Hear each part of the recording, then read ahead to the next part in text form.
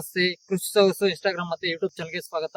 ರೈತ ಬಂದ್ರೆ ಈ ವಿಡಿಯೋದಲ್ಲಿ NPK ಫರ್ಟಿಲೈಸರ್ ಆಗಿರ್ತಕ್ಕಂತಹ 1261 ಬಗ್ಗೆ ತಿಳಿಸ್ಕೊಡ್ತಾ ಹೋಗ್ತೀನಿ. ಈ 1261 ಎಂದರೆ ಏನು, ಇದನ್ನು ಯಾವ ಬೆಳೆಗೆ ಯೂಸ್ ಮಾಡಬಹುದು, ಇದನ್ನು ಯೂಸ್ ಮಾಡೋದ್ರಿಂದ ಏನು ಉಪಯೋಗವಿದೆ ಮತ್ತು ಇದನ್ನು ಯಾವ ಪ್ರಮಾಣದಲ್ಲಿ ಯೂಸ್ ಮಾಡಬೇಕು ಎಂಬುದರ ಬಗ್ಗೆ ನಾನು ಸಂಪೂರ್ಣ ಮಾಹಿತಿ ತಿಳಿಸ್ಕೊಡ್ತಾ ಹೋಗ್ತೀನಿ. ಅದಕ್ಕೂ ಮುನ್ನ ನಮ್ಮ ಚಾನಲ್ ಯಾರಾದ್ರೂ ಹೊಸದಾಗಿ ನೋಡ್ತಾ ಇದ್ರೆ ಸಬ್ಸ್ಕ್ರೈಬ್ ಮಾಡಿ, ಲೈಕ್ ಮಾಡಿ, ಶೇರ್ ಮಾಡಿ. ಮೊದಲನೇದಾಗಿ NPK ಎಂದರೇನು? NPK ಅಂದ್ರೆ ನೈಟ್ರೋಜನ್, P ಅಂದ್ರೆ ಫಾಸ್ಫರಸ್, K ಅಂದ್ರೆ ಪೊಟ್ಯಾಷಿಯಂ. ಈ NPK ಫರ್ಟಿಲೈಸರ್ ಆಗಿರ್ತಕ್ಕಂತಹ 1261 ಬಗ್ಗೆ ಈ ವಿಡಿಯೋದಲ್ಲಿ ತಿಳಿಸ್ಕೊಡ್ತಾ ಇರ್ತಕ್ಕಂಥದ್ದು. ಇದರಲ್ಲಿ N 12%, P 61% ಇರುತ್ತದೆ. ಇದು ನೀರಿನಲ್ಲಿ ಸುಲಭವಾಗಿ ಕರಗುವಂತಹ ಒಂದು ಫರ್ಟಿಲೈಸರ್ ಆಗಿರುತ್ತದೆ. ಇದರಲ್ಲಿ ಮ್ಯಾನೋ, ಅಮೋನಿಯಂ, ಫಾಸ್ಫೇಟ್ ಹೆಚ್ಚಾಗಿರುತ್ತದೆ.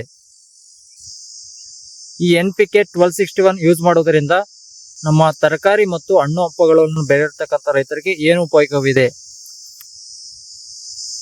ಮೊದಲನೇದಾಗಿ ಇದರಲ್ಲಿ 61% ರಂಜಕ ಇರುವುದರಿಂದ ಬೇರಿನ ಬೆಳವಣಿಗೆ, ಹೊಸ ಚಿಗುರುಗಳು ಬರುವಂತೆ ಸಹಾಯ ಮಾಡುತ್ತದೆ.